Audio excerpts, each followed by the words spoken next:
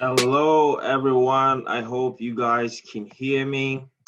I am happy to be here. I'm happy to be back. And I hope you all are as well. My name is Josh Hiroko, and I'm your host for the Global Masterclass series.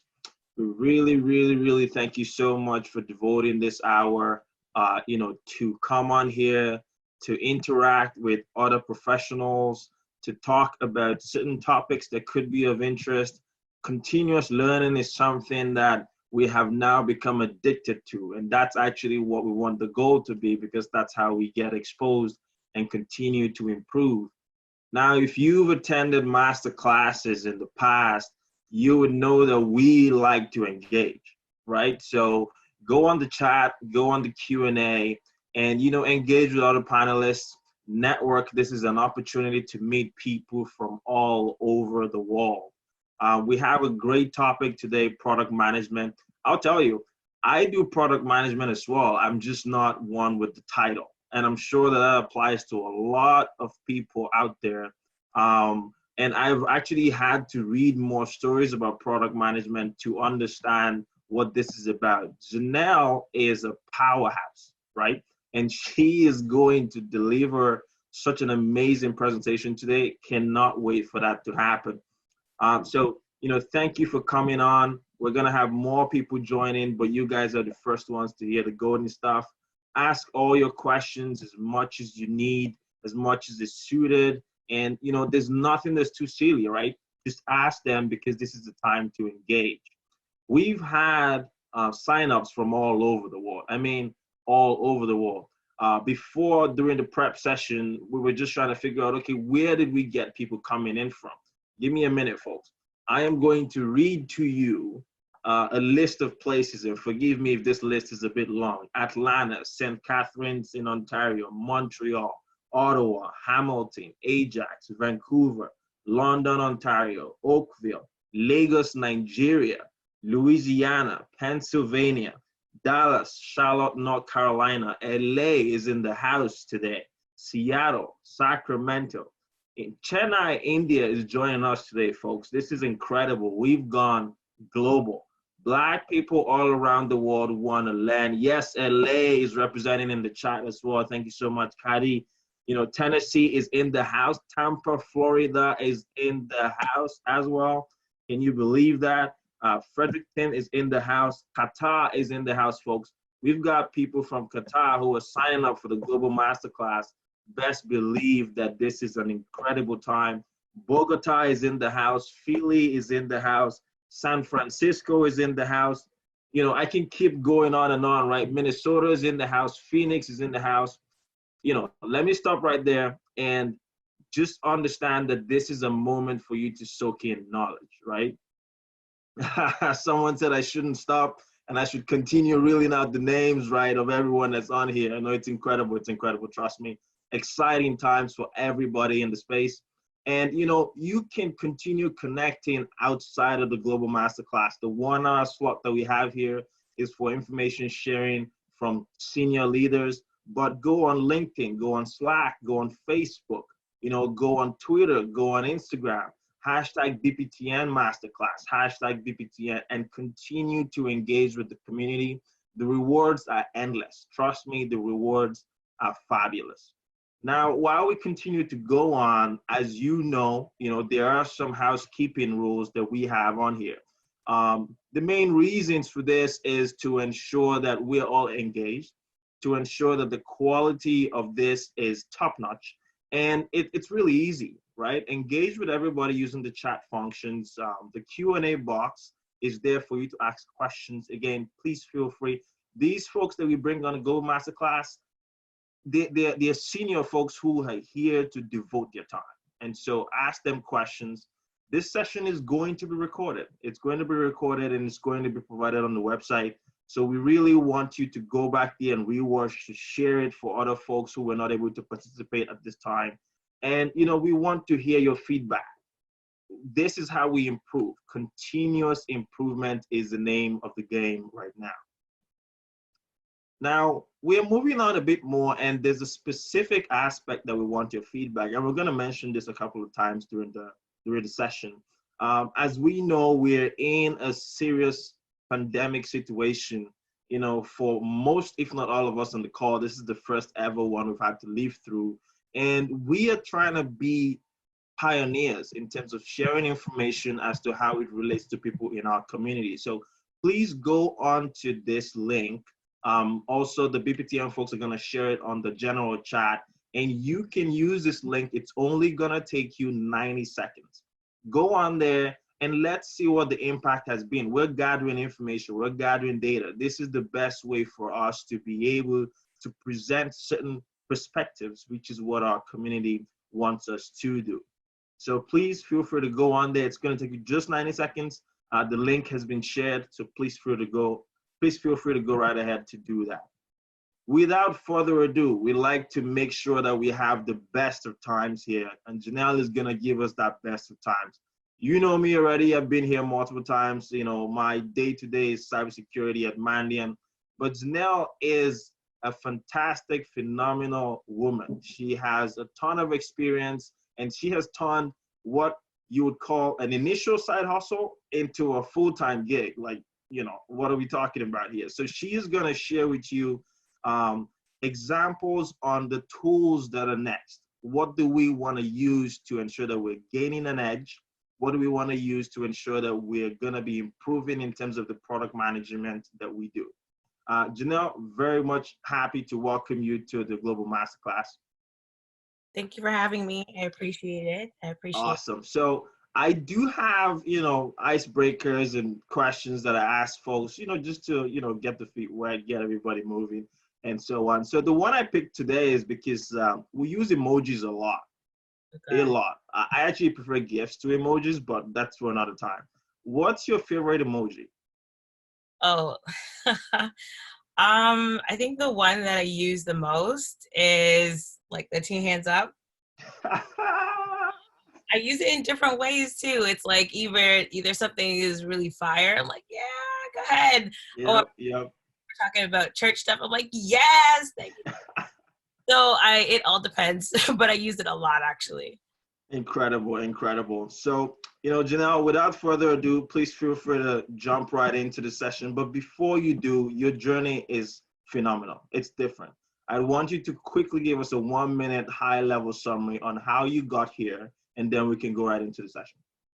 Sure. So I would probably say that my story started out pretty typical. I went to college here in Canada. College, you get a diploma, and came out of that, couldn't move, tried 8 years of doing different stuff. So I did project management for record labels on the side. I did, tried launching a magazine with some friends. We did an online magazine for a couple of years. And then I found that I really wanted to get to a next level. So I went back to university, upgraded my degree, came out of that, and started really networking very hard. Spoke to a cousin actually who connected me with someone who at the time was working at TELUS in their innovations department.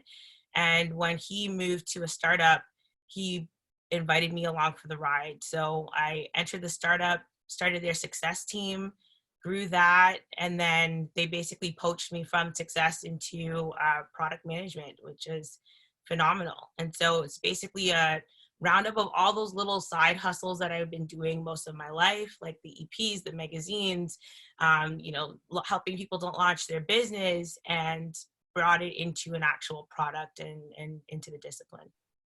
Excellent. So let's go to your slides, Janelle. What do you have for us today? Sure. So what I'd like to do is just help walk everyone through a couple of the tools that I like to use for choosing what's next. I think it's really important to note that as product managers, we're typically not the first hire that comes along. We are probably like the 8th, the 10th. After a startup or a company has a couple of engineers, they have an idea, they've got an innovation. Even if your company has nothing to do with tech, let's say, it's an actual clothing product or like a pin or anything like that. You're going to come up with a concept first, and usually people will ask or approach a product manager to come along a little bit after. So essentially what I wanted to do is walk people through what that journey looks like. Currently, though, a small plug, I work currently at Hi Mama, and I'm their first product manager. Their goal is to empower early childhood educators with affordable tools that enable them to improve developmental outcomes. If you have, at all heard about some of the struggles that people are having right now with their children home, help those teachers out. So also a very small plug, if you know anyone who's working in engineering or engineering management who has experience in that, tell them to hit me up. I can definitely let them know we're hiring. Nice. Great. So I'd kind of like to dive right in it. So just imagine you've secured the bag, right? There are a lot of resources out there on how to get a job in product management. There's a book that was recently released. I'm so sorry, I can't remember the author's name, but they're in the BPTN network. Hit them up. They've done a lot of work on journeying how people get the job. But there's so many different ways to get into product management, but the real struggle is now that you're in it, you have the job, what are you going to do, right? Everybody's looking for this. They want this roadmap. They want you to plot out what it looks like, whether you work in a waterfall or an agile environment, you need to be able to grab the team and move them along. So the very first thing that you need to do, I know people want to jump right in and be like, okay, let me find the features. Let me get, what's next that I need to build and get a development team. But you first need to get a really good layout about what product management is, right? So what is it to you? What is it in your company? How do you reconcile all these different things that people define as product management as a discipline or a product manager, which is oftentimes confused with a project manager. And you have to now basically categorize your company. I think it's important to do that. You should probably do this before you even take the job, just putting it out there, because each company can define product management a little differently. And it can frustrate you in your building process if you don't appropriately categorize what they want from you. So if when you take this job, you jump in and you find out that you as a product manager are really just the storyteller and the innovation strategist, which would be like company 3, that's fine as long as you're comfortable with that. That means that you need to build the story. And essentially, once you've built the story, built out the vision and the mission of the product, and broken that down into smaller chunks, you're going to be handing that off to someone else to build. That typically happens in very large organizations. You could be like company number 4, which would be mostly like a startup environment. You're the researcher, the data scientist, you're the marketer, you are, everything in one. You're the designer. You need to do everything, right? So you have to be very aware of what you're signing up for. And for that, the very first tip I'd give anyone is understand that landscape, where the product actually fits inside of the whole vision of the whole company, and how each, department, how their goals will work with your product, right? Gibson Biddle, I attended a really great masterclass by Gibson Biddle. If you haven't heard of him, he is the mastermind behind the original product launch of Netflix, which we all love. Maybe in this pandemic time is Netflix.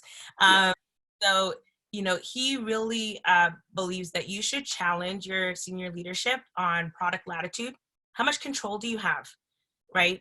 If you are an enterprise-driven company, that means that your customer is really calling the shots. Your sales team is calling the shots. You need to understand your product latitude, and you need to understand the GEM decisions or your GEM decisions. What is the number one priority that every single senior leader will agree upon is your company's forward goal, right? So if it's growth, that's revenue. If it's engagement, that means that you're growing your user base. If it's monetization, it's the unit economics. Make it cheaper to ship. You know, that means you may be working a lot closer with tech. How do you reduce your storage capacity? How do you reduce your Amazon bill? Amazon is expensive, guys. So let me just put that out there. Especially with like things like GDPR coming up and CP&I, like all these different things coming up, it can make it really expensive to run your product on tech. So you need to know, what are they focused on? Where are they willing to spend their money? And, you know, how do you fit into all of that? Tool two, I would say, is to go into the old faithfuls. If you don't know your SWOT analysis, your PESTLE, BCG matrix, where does your product fit or your company fit inside of the competitive landscape? I think that was what I did within the first 30 days that I was hired at Hi Mama. Was really understand, are we a big fish, a small fish? Where do we win? What's our product differentiation strategy? Where are our really good strengths? What are our customers saying about us? Inside of, you know, what opportunities are there? Like, I think after the first 30 days, I had probably about 1,000 different things we could have done with the product, just ideating, right? And I think it's important to know, like, do I have a tight budget? And if so, like, there's different tools you can use. If you're a recent graduate, go back to your university, your alma mater. You still have library access. They've got some of the best libraries and documentations for basic, like, for research articles, right? So I think that's a great tool for you to use. And from here, you're going to have a really good base, right? Right. So just going back a couple of slides to the first tool there, and we've had a couple of questions come in, and, you know, thanks guys for asking questions. Please bombard us with questions. This is supposed to be an interactive session. You know, you're a product manager, you just got hired your first 30 days, and you're in an organization that you have to interact with a lot of folks who are tech heavy, you know, web developers, software developers. What would you typically find the challenges with dealing with the interactions with technical folks, and what would your advice be? Also, what would your advice be on the other side of the equation? So how should web developers and software engineers deal with their product managers? Okay. So again, this depends on what your role is. If you are taking that sort of pseudo scrum manager role, or scrum master role, sorry, you're going to be very involved. No matter how deep your relationship is, your engineers are probably the first relationship you should build. You need to get to know them. You need to establish on both a social as well as a professional level. You need to know what they're comfortable with. Do they have goals and aspirations? And you need to respect those. I think it's super important. You're new. They've been working with this tech. Maybe their number one thing that they've been telling the chief technology officer is that we need to upgrade, one of the frameworks, right? Maybe they want to move to React. Maybe they want GraphQL. Maybe they want SSO, API builds. You need to understand that, because whatever you do, whatever is your very first project, you can either excite or really turn off your engineering team. And it's important that that comes into your landscape, because your projects you can pull in a couple of their wants and needs. I think my first gig as a true official product manager was with StatFlow. And one of the first things that I did was I sat down and I listened to one of the major bugs that was coming up. I spoke to the engineering VP, and he said, it's because we don't have UTC time saved in our database. And I said, okay, what would that take? How can we do this efficiently? And we made a plan and we scheduled it out. If you don't plan for those things, I think that you're doing your company a disservice. If you're just being focused on features, you're doing a disservice. Okay, and sorry, I'm rambling. Other side, engineers. We welcome the depth, we welcome the context. For the engineers, I think again, it depends. If you've had a really heavy hand on designing the features, which most engineers have, right? Let's be honest. If you've been like the first one or two, it's probably you and the CEO or the founders of the company, right? Yeah. I think it's important to ask the questions.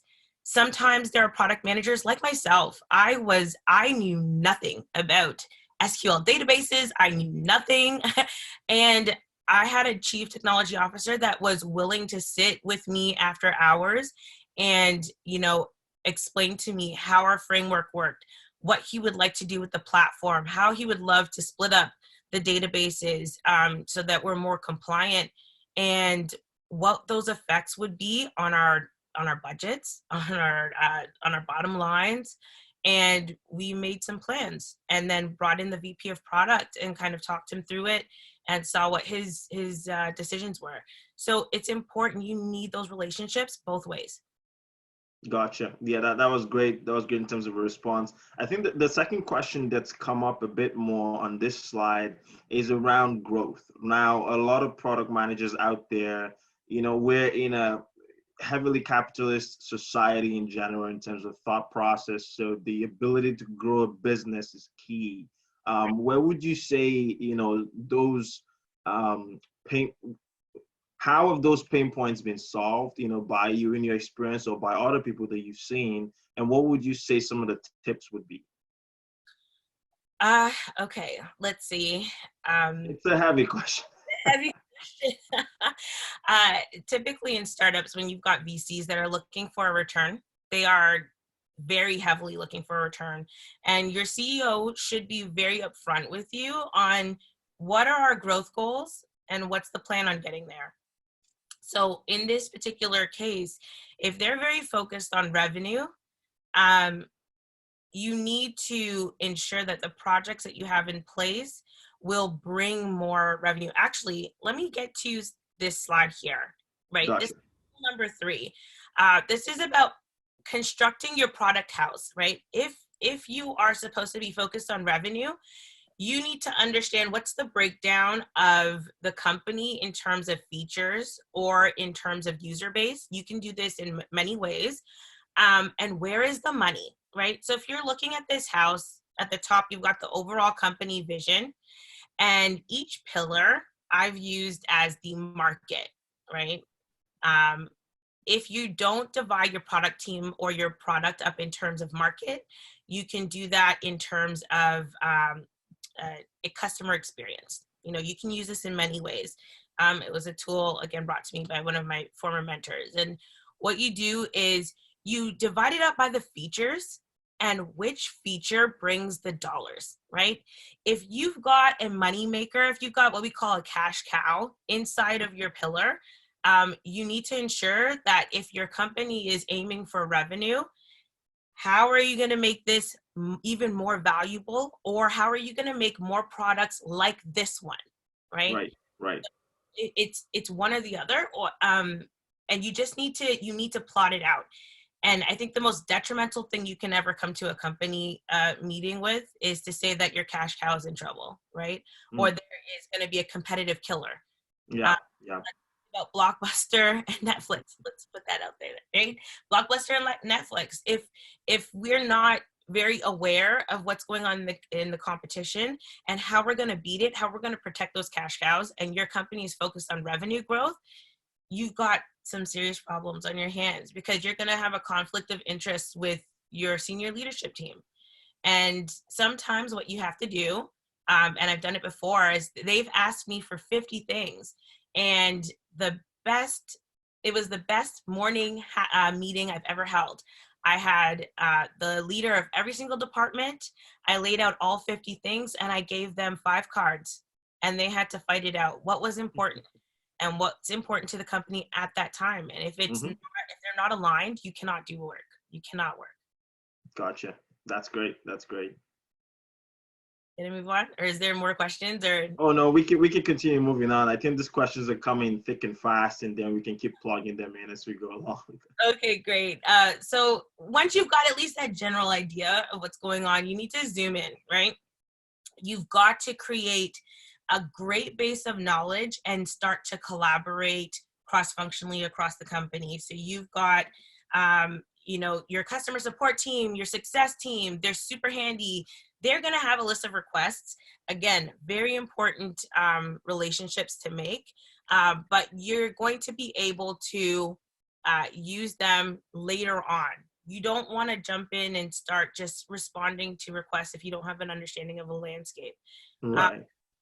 So the next tool that I would say is ensure you're getting your North Star metric up, right? So senior leadership is aligned. Now you need to know what's important to the customer. That's your North Star metric.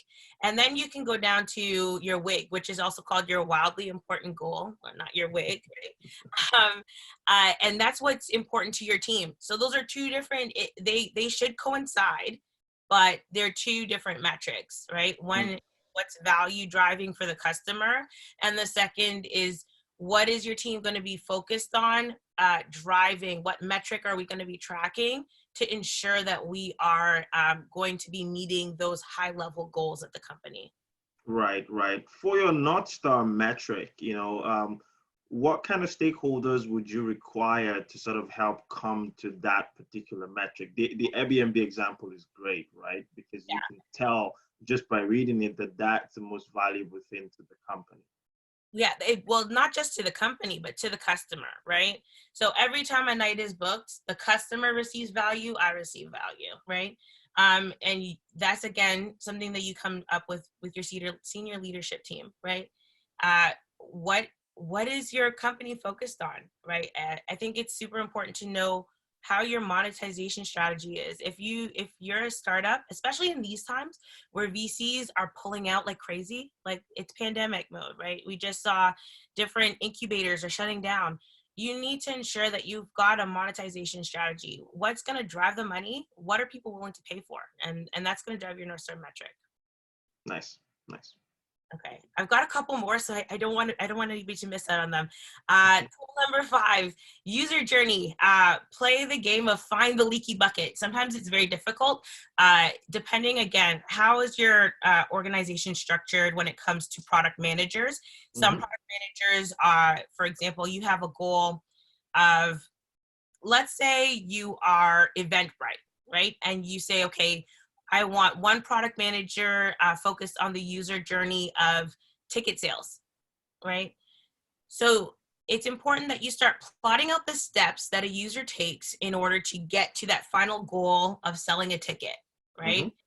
And then you identify how are they feeling, what's their state of mind. You can either do it by how you want them to feel, or if you've got a product already in flight, by how they're feeling currently, right? Once you have that user journey in place, you need to turn it into a data funnel. This is an optional step. However, I think it's important. My current manager forced me to do this, and I found so much value out of it. You know, how many people are entering this stage and how many people are converting out at the end. For example, if we looked at, you know, a project that I've worked on in the past, someone that needs to administer tests, right? The goal is allow the teacher to load a test. How does the teacher log on? How many people get to that navigation panel? Scheduling test time, associate the grading, load the test, right? If people are dropping off at a certain stage, you need to solve that problem. You'll also hear it come up in your customer support tickets, right? You'll hear it a lot from a lot of different channels. So you need to ensure you measure these things. And then once you measure that bucket, once you measure that bucket, you're going to start to brainstorm how to solve that problem. Because now you found that this is the biggest issue for me to push my WIG, right? In order for me to push that number on my wildly important goal, I need to solve this issue. And that will get more people converting at the bottom, right? Gotcha. So what you can do is organize a team brainstorm session. Look up IDEO, IDEO dot, I think it's .u, I'm so sorry, or .io. They're an amazing design company. They host a lot of video content on how to do a great and involved team brainstorm session. You know, separate the topics that come up from interesting and the ones that will help you solve this gap.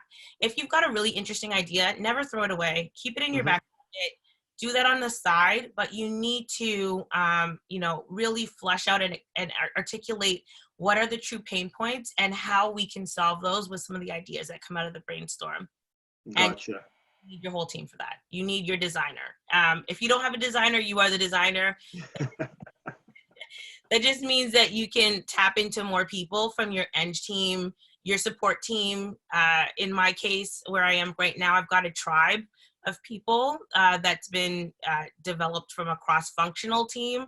I also have an amazing project manager. I would call her project manager, but she works in the revenue operations department at Hi Mama.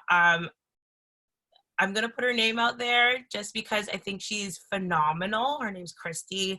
Christy, if you find a gem like that in your company, make them your best friend, right? Someone who understands the numbers, who has built the relationship with the senior leadership team, who's proven that they get things done. And, anytime we have a problem come up, the two of us jump in a room and we brainstorm, how are we going to solve this? Why is this super important? Do we need to inform the executive leadership team? You need that person on your side. Gotcha. I'm just gonna give a quick pause there so you can, answer some more questions that we're getting. For me personally, I have that WIG acronym stuck in my head. What's my widely important goal from a professional standpoint and from a personal standpoint? But we have a couple of questions here, and I find them very interesting. One of them is, as a product manager yourself, you mentioned how you came from a non-technical base, to beginning to interact with all of the technical capabilities. Do you see that tech companies or companies that operate with a lot of technological capabilities are open to product managers who are in other sectors that might want to transfer to, say, a tech company, say from a pharmaceutical company? Oh, I think it depends on the skills that you personally have invested in to develop, right? I know all of us love to say, I adapt quickly. That's my interview go-to. I adapt quickly to different situations. I think it's important that you prove how you did it, right? I won't lie. I was poached when I approached the senior leadership team about changing roles.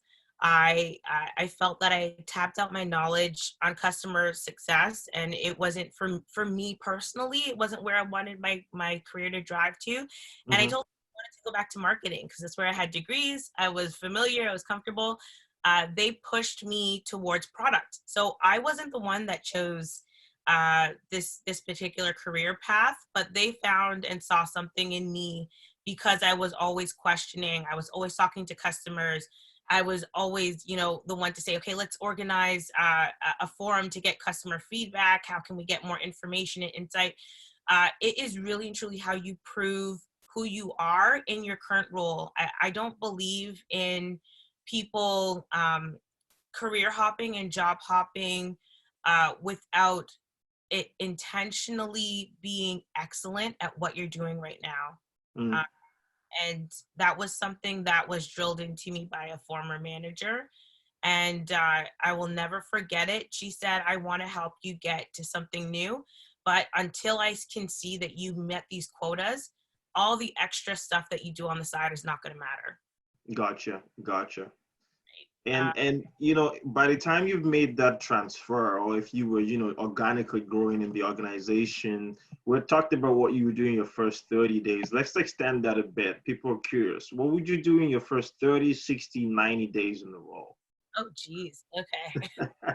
This is like you were elected as a president and people are trying to know what you're going to do. Yeah, exactly. There's a whole video series that I think other people have done on YouTube on what to do on that.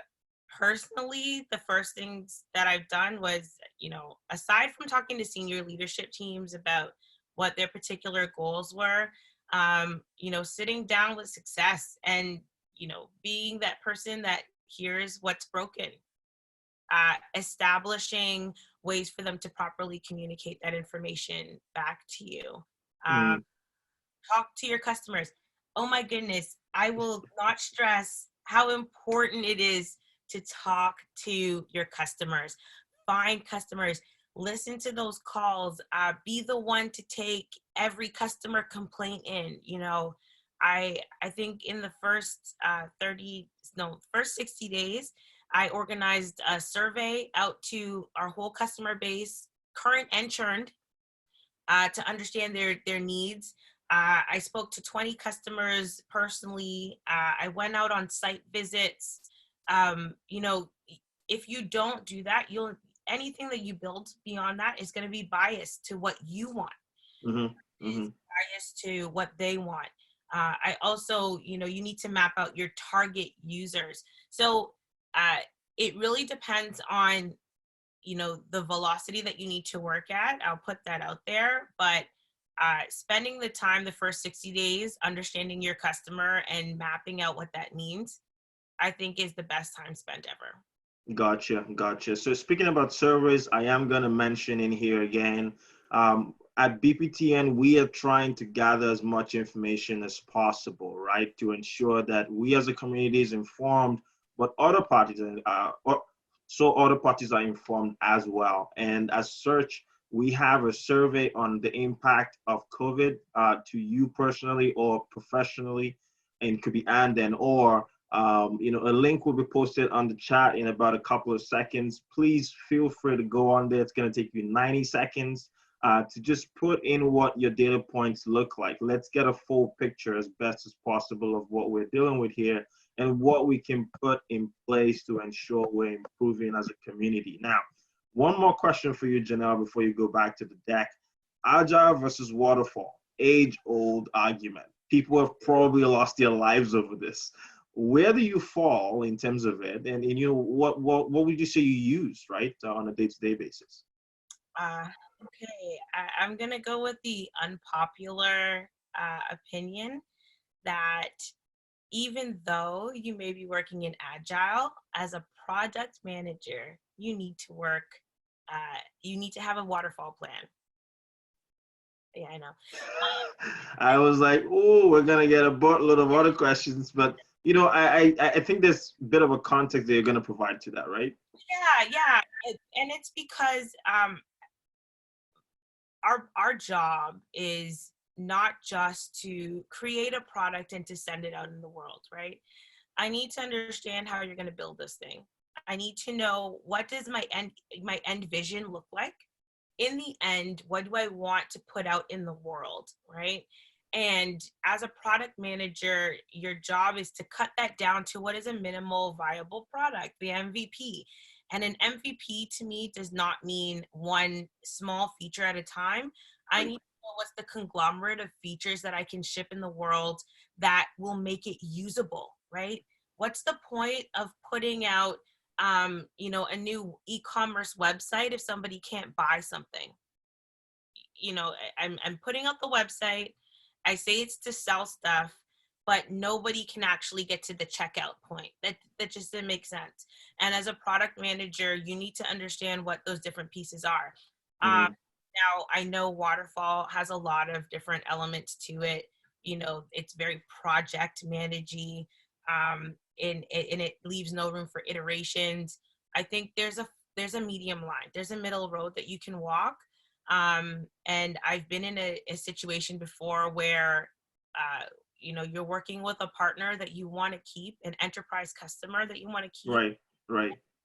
Your answer cannot be, well, I don't have an idea because we work in agile. They need, they need deadlines. They need, Gotcha. right? So Okay. you got to do both. Sorry. You have to do both. And for those who are asking, go to the BPTN website. Give us about a couple of days to post this up. The recording of this session is going to be posted on there, as well as the deck. So you can, focus on leaning in and grabbing as much information as possible. And thank you so much for posting all these fantastic questions. But this material is going to be available for you on the website, on the BPTN website. Over to you to drive us through the deck, guys. Now. Okay. I promise. Only a few more. So here's a quick tip. I'm just going to make a really small pit stop here, just to, again, highlight that you need to, logic map before trying to prioritize every idea that comes out of a brainstorm. You may go in and you've got a designer, 3 or 2 engineers, maybe a customer, if you're lucky, and you've got somebody from support, success, sales, and they come up with these amazing ideas. And then you go back to your research and you find out that your competition is coming up with a company killer, right? You need to understand what's the weight, right? You can have all these great ideas, but if you don't solve this one problem that's a market opportunity, jump on it now. You need to just, have a second with yourself, sit in it, talk to your managers, talk to your, as I call it, my best friend in the project, and make sure that you're making a really good decision. Because if you don't, it is your job. That's where you lose your job, right? Yep. How long will it take to capitalize on these opportunities, right? If you've got a great market opportunity now, for example, there's many in this pandemic. I saw someone who owns a brewery, and she went from brewing craft beers to making hand sanitizer. It's a market opportunity, right? Ontario was speeding up the process of I think it's certifying people to sell hand sanitization products. Jump on it. If you don't do it now, if you want to stay on your roadmap or go with what all those customer requests are, you're going to miss a huge opportunity to potentially be successful. So just ask yourself these questions. Make sure you're making the right decision. And from there, you've got this great ideas. Maybe you find one that you want to stick with. You're going to talk through that with your designer, with your team. And there's several models here. I don't think I want to take the time to walk through each and every one of them. But one is more data heavy, which is the RICE score. Some actually substitute reach, which is the customer reach for revenue. If you know what your revenue numbers are, if you that's a great place to start. The Kano model, I think that's beautiful. That was the first thing that I did. Instead of at a feature level, I did that with my product at a usability level, and it really helped drive some great conversations with customers. And they will tell you, look, if you don't have this, I'm not using you.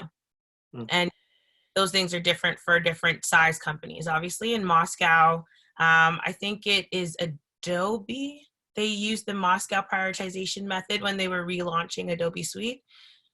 Don't quote me on that. I just remember it from a talk, but I think it's Adobe Illustration Suite, I think. But yeah, different companies use different models. It's great. Okay, from there, it's go time. Now you've got to, like I said, it's a mix of waterfall, agile. You've got a project plan. Sit with your marketing. Your marketing head is important. You need to talk to them. How are you going to position this in the market? How are you going to make sure that your customers get what you're trying to do? You sit with your designer, ensure you've got, a research plan going. They're starting to prototype things for you to spitball off of. And you need to start putting your builds into place. Sit with your engineer, break down your MVP. What needs to go first? Does this go behind a feature flag? This is where you're really going to get into the weeds of what each person does. And that goes right back to the very first thing, which is, what do you do? What do you as a product manager do inside of your company? And that will define what are the next things that you need to do with what's going on your roadmap. And once you start breaking those pieces out, that's what creates your roadmap. Gotcha. That's great. If you could talk down one more slide before we start hammering through these questions. We have a ton.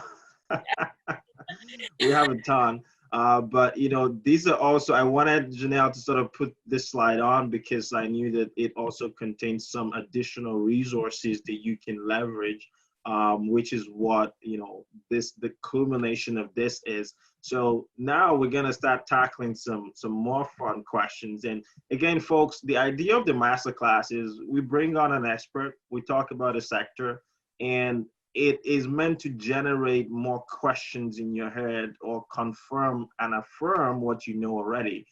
So a lot of the questions that are being asked are great because it shows that folks are thinking out. And one of the things that folks are thinking, Janelle, is we have someone who's just going to be resuming as a product manager. Yes. And what they would like to know is what tools are used, on a continuous basis by product managers. The belief is that on your slide, they fall in company 3 in terms of a bucket. And so there's some sort of curiosity as to what folks in company 3, if you could scroll back to that so that folks can see what we're talking about, what they typically use in terms of tools. So would it be Google Analytics, for example, or something else? Okay. So you're a storyteller. Stories are made from data, right? So you need to, again, you need to find whatever tool. Actually, I'm not a firm believer in tools from a technical perspective. If you want to use Excel, Google Docs, whatever it is you want to use, it's fine. Whatever it is your company uses, again, it's fine. Storytellers should definitely have a really great capacity for the buildup, right? So you're going to need a lot of data. Google Analytics, oh my goodness, I can't talk today, is great for that. Mixpanel and Segment, I've used those in the past. Ways to hold full forums, customer forums, because you're going to need their story in order to tell a story. And when you're talking about an innovator, essentially you're a strategist. You're trying to become that founder within your company, right? So that's when you're going to need to really dig into where are the market trends going, right? You're going to need to have a lot of access to that. And if you understand where the market trends are going and map that back to how it's going to affect your company or how your company can affect it, that's where you're going to get into that Steve Jobs kind of, area. Right. And yeah, I think those are the tools that you're going to need. It's more so processes for yourself in order to get that information out. Using the data to tell stories, and that knocks off a couple of other questions that we've had around, what tools to use that would require great benefit. I think the idea behind this is to ensure that you're able to stitch together the stories and ensure that you have stakeholder participation and engagement to ensure that you're delivering at most the value, right? Yeah. And you were referring to a book, and it answers some of the questions that they're on here. One of the recent U Waterloo grads, I believe from a couple of years ago, Shefumi Osinaiki is his name. He wrote a book, How to Product. I believe he's a product manager at Ecobee.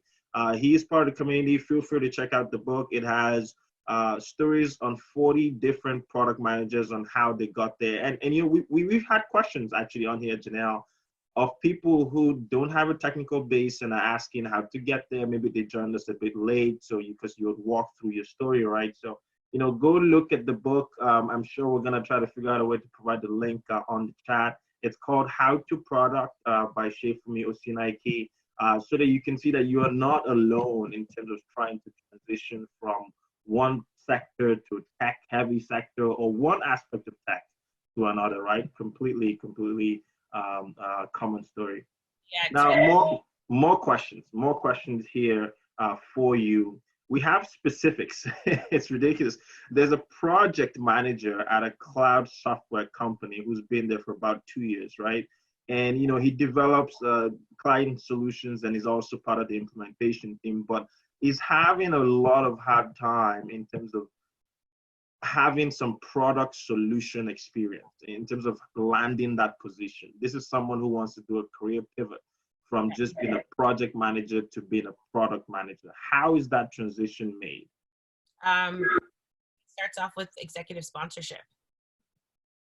You need to foster those relationships, and I'll be very honest, since, you know, we family now, as people of color, it can be difficult. It can be difficult Yeah, when you're the first, when you're yeah, the, and you're gonna find that there are allies and then there are pseudo allies, right? And when I say a pseudo ally, I mean it may be someone that does not actually holds the power to give you the position, but is very invested in seeing you get to where you need to go. Like I said, I will shout out, you know, one of my former bosses, Scott MacArthur, currently at StatFlow. I will identify him as a pseudo ally because, you know, he had some really hard conversations with me and some things I did not want to hear, but he was invested in having those conversations. And you need those people. You need them to be able to tell you what you don't want to hear. What are you not doing well right now? And people that will call you out, and that is okay with you calling them out, right? If you have that relationship and you build that, you'll be able to move to where you want to go. And again, my uh, direct sponsor moving into product was Ian Gervais, founder. Again, I was super surprised that they picked those things. They saw those things in me, and picked me up. Again, sorry, that's my personal story, but I find that a sponsor makes it very important, even in my current role. um, Honest moment, product management, some people call it the CEO of the company, of your product. I don't identify with that because you have all this power but no one directly reports to you. You've got to remember that. You may get a squad, they do not directly report to you. You may be over at like Oracle, where I think you have to make a pitch to get resources. None of them report to you. So you need to have that executive sponsorship so that you've got some say so in where your product is going. gotcha, gotcha. So we're coming to the end of this. We have a couple more minutes to chat now, so we're gonna ask a few more questions. I am gonna suggest again, if you are not on the BPTN Slack channel, you're missing out, plain and simple. So the link has been posted to the BPTN Slack channel, you know, to join the network on the chat. Please feel free to do that. Also join all the other social media forums. And I would again stress the importance of filling out the survey. It's important for us to act with data. Data is the best way that we can tell stories. These metrics are key to telling our stories. So please take 90 seconds out of your day, you know, to go in there and share your story regarding how you or somebody else might have been impacted by the pandemic. A lot of people have been asking, Janelle, how do I reach out to you? You know, where are you? I never knew you existed. Oh my God, this is amazing. Janelle Lucan is her name on LinkedIn as well. So please, you know, feel free to go in there and, you know, obviously make an introduction before you bombard her with your questions. So just so that she's not overwhelmed by all of that. Go down there, see people. Exactly, exactly. So we're going to take two more questions from the list here. We've got a business analyst who's been a process manager, who's done project management, who's done ops management, and with over 20 years of experience doing all of this stuff, right? Now, they want to know, does it make sense? Is it logical to become a product manager, to make that jump to that? What do you think? Logical. How about I would say try a trial. I would say trial it out for yourself, right?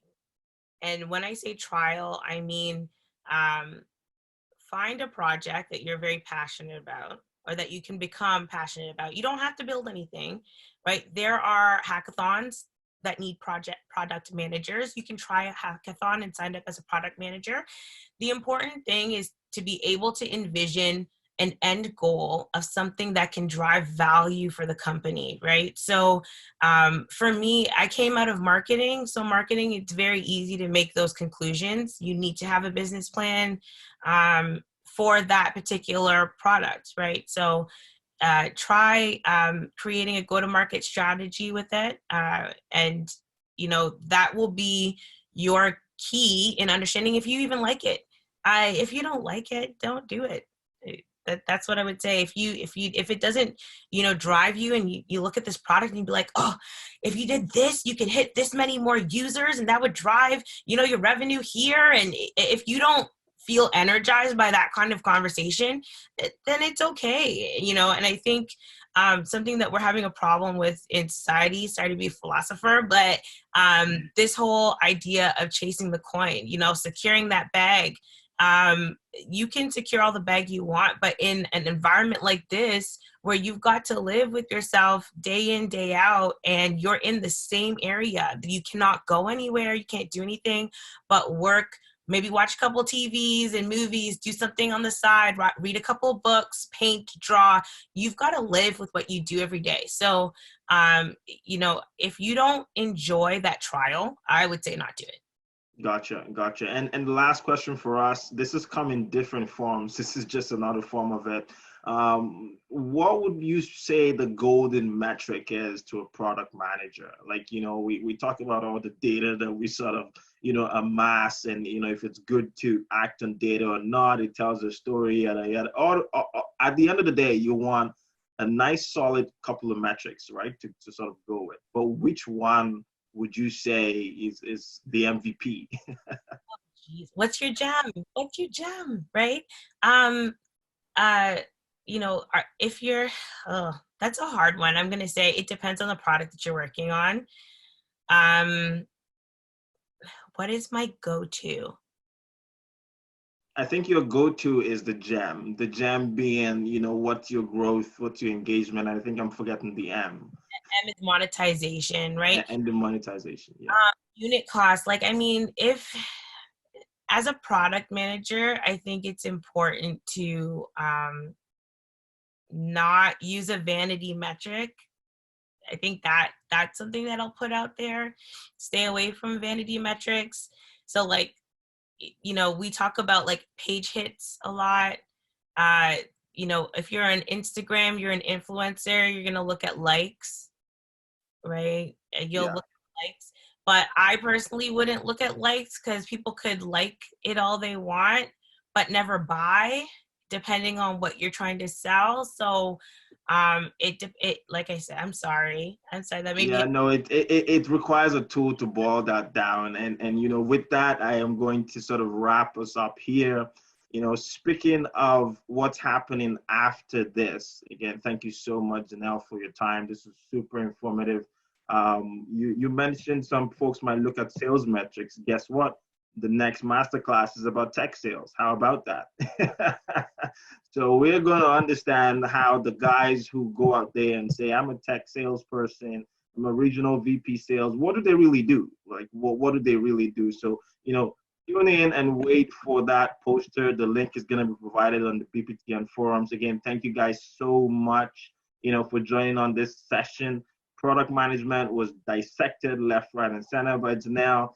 For future events, the link has been posted on the chat. And, we look forward to you accessing the website to get the recording, to get the deck, to use it to augment your own professional skills. So with that, I will wrap us up. Again, thank you guys so much. Thank you very much, Janelle. It was great chatting with you. Have a great day, everyone. Awesome. Have a good day. Hold on, when I dip and